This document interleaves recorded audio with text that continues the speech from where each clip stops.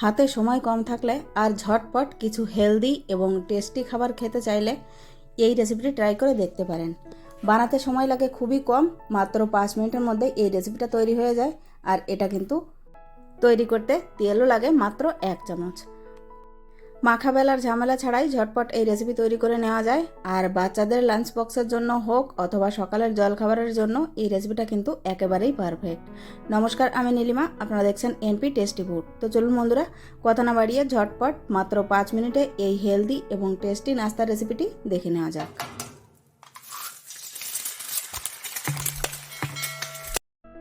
আজকে এই হেলদি নাস্তা রেসিপি তৈরি করার জন্য সবার প্রথমে আমি এখানে একটা মিক্সিং বোল নিয়ে নিয়েছি। আর এর ভিতরে নিয়ে নিচ্ছি চায়ের কাপের 1 কাপ ময়দা। আর এর ভিতরে দিয়ে দিচ্ছি 1 চামচের মতো গুঁড়ো দুধ, স্বাদ মতো লবণ দিয়ে দিলাম। এইবার এই সব শুকনো উপকরণকে বেশ ভালোভাবে একটা হ্যান্ড উইক্সের সাহায্যে মিলিয়ে নেব। তারপর অল্প অল্প জল দিয়ে এর একটা পাতলা ব্যাটার তৈরি করে নেব। বন্ধুরা, এই রেসিপিটা ময়দার পরিবর্তে আটা দিয়েও তৈরি করা যায়। আর এই রেসিপি তৈরি করার জন্য কিন্তু কোনো প্রকারের আটা বা ময়দা মাখানোর ঝামেলা থাকে না, ঝটপট জল দিয়ে গুলে নিলেই হয়ে যায়। মিল্ক পাউডারটা যদি না থাকে তাহলে এখানে না দিলেও চলবে, কোনো অসুবিধা নেই। তো দেখুন বন্ধুরা, এখানে কিন্তু অল্প অল্প জল দিয়ে আমি বেশ একটা পাতলা ব্যাটার তৈরি করে নিয়েছি। এই ব্যাটারের কনসিস্টেন্সিটা আপনারা দেখিয়ে দিচ্ছি। তো দেখুন বন্ধুরা, এটা কিন্তু এরকমই আছে, খুব বেশি গাঢ় একেবারেই নয়। তো এবার এই পাত্রটাকে আমি সাইড করে নিচ্ছি। আর অন্য একটা বাটি নিয়ে নিয়েছি, এর ভেতরে দিয়ে দিচ্ছি 2টো ডিম। ডিম দুটোকে আমি অল্প একটু লবণ এবং গোলমরিচের পাউডার দিয়ে বেশ ভালোভাবে ফেটিয়ে নেব। এখানে ডিমটা চাইলে নাও দিতে পারেন, তবে ডিম দিলে কিন্তু এর টেস্টটা অনেক বেশি ভালো আসে। তো দেখুন, লবণ আর গোলমরিচ দিয়ে আমি ডিম দুটোকে বেশ ভালোভাবে ফেটিয়ে নিয়েছি। এবার এই ডিম দুটোকে ফ্রাই করার জন্য চুলে একটা ফ্রাই প্যানে অল্প একটু তেল দিয়ে দিয়েছি। এরপর এই ডিমের মিশ্রণটাকে ঢেলে দিলাম। তারপর এই ডিম দুটোকে আমি বেশ ভালোভাবে ঝুরি ভাজা করে নেব। প্রথমে ফ্রাই প্যানে এভাবে ছড়িয়ে দিয়েছি, তারপর যখন জমাট বাঁধতে শুরু করেছে তখন স্পুনের সাহায্যে বেশ ভালোভাবে এটাকে নাড়িয়ে দেওয়ার পর খুন্তি দিয়ে টুকরো টুকরো করে ঝুরি ভাজা করে নিয়েছি। এই ডিমের ঝুরি ভাজাটা কিন্তু খুব বেশি কড়া করে ভাজার দরকার নেই, কোনো মতে একটু জমাট বাঁধতে লাগলেই কিন্তু ঝুরি ভাজা করে তারপর গ্যাসের ফ্লেমটা বন্ধ করে দিতে হবে। এবার অন্য একটা পাত্র নিয়ে নিয়েছি, তার ভিতরে দিয়ে দিচ্ছি একটা শশা কুচি। শশাকে আমি বেশ ভালোভাবে কুচি কুচি করেই কেটে নিয়েছি। একটা পেঁয়াজ কুচি দিয়ে দিলাম, আর দিয়ে দিচ্ছি একটা গাজর কুচি। এরপর এখানে দিয়ে দিচ্ছি 2টো কাঁচা লঙ্কা কুচি, হাফ টিস্পুনের মতো দিয়ে দিলাম গোলমরিচের পাউডার এবং হাফ টিস্পুনের মতো দিয়ে দিলাম কাশ্মীরি লাল লঙ্কার পাউডার। অল্প একটু দিয়ে দিচ্ছি গরম মশলা পাউডার, খুবই সামান্য দিয়ে দিলাম জিরে গুঁড়ো, আর দিয়ে দিচ্ছি চাট মশলা। এখানে চাট মশলার পরিবর্তে আমচুর পাউডার অথবা লেবুর রসও দেওয়া যেতে পারে। আর দিয়ে দিলাম স্বাদ মতো লবণ। আর সবশেষে এর ভেতরে দিয়ে দিচ্ছি আমরা যে ডিমের ঝুরি ভাজা করে রেখেছিলাম সেটা। এখানে ধনেপাতা কুচিও দিতে পারেন। এইবার এই সব উপকরণকে বেশ ভালোভাবে মিলিয়ে নেব। এই রেসিপিতে যেমন কোনো প্রকারের আটা বা ময়দা মাখাবেলার ঝামেলা নেই, তেমন কিন্তু পুরো ভেজে অথবা ফ্রাই করে নেওয়ার কোনো প্রয়োজন নেই, ঝটপট তৈরি হয়ে যায়। আর ডিমটা ফ্রাই করে নিয়েছি, কিন্তু ডিম ফ্রাই হতে একেবারেই সময় লাগে না। বন্ধুরা, এইবার এই নাস্তাটা তৈরি করার জন্য কিন্তু কোনো প্রকারের রেস্টে রাখারও প্রয়োজন নেই, ঝটপট বানিয়ে ঝটপট তৈরি করে নেওয়া যেতে পারে। তো এই নাস্তাটা তৈরি করার জন্য আমি একটা চাটু বসিয়ে দিয়েছি ননস্টিকের।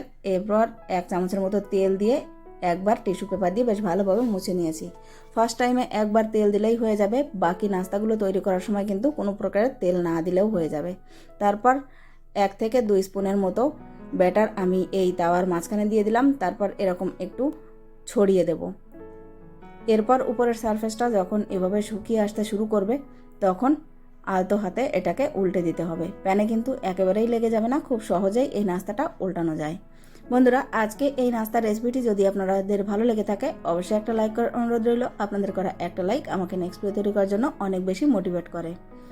বন্ধুরা, উপর থেকে আমি একটু তেল ব্রাশ করে দিচ্ছি। তারপর এই নাস্তাটাকে উল্টে দেব। উল্টে দিয়ে এর মাঝ বরাবর দিয়ে দেব পুরটা এক সাইড, মাঝখান থেকে এক সাইড বরাবর দিয়ে দিতে হবে। তারপর অন্য সাইড উল্টে কিনারাগুলো একটু খুন্তির সাহায্যে প্রেস করে বন্ধ করে নিতে হবে।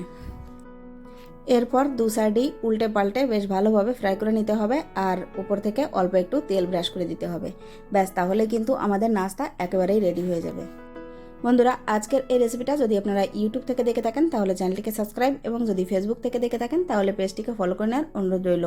আর যারা অলরেডি সাবস্ক্রাইব করে দিয়েছেন তাদেরকে জানাই অসংখ্য ধন্যবাদ। এভাবেই আমার পাশে থাকবেন। তো দেখুন বন্ধুরা, এখানে একটা নাস্তা কিন্তু আমাদের তৈরি হয়ে গেছে। এই একইভাবে বাকি নাস্তাগুলোও তৈরি করে নেব।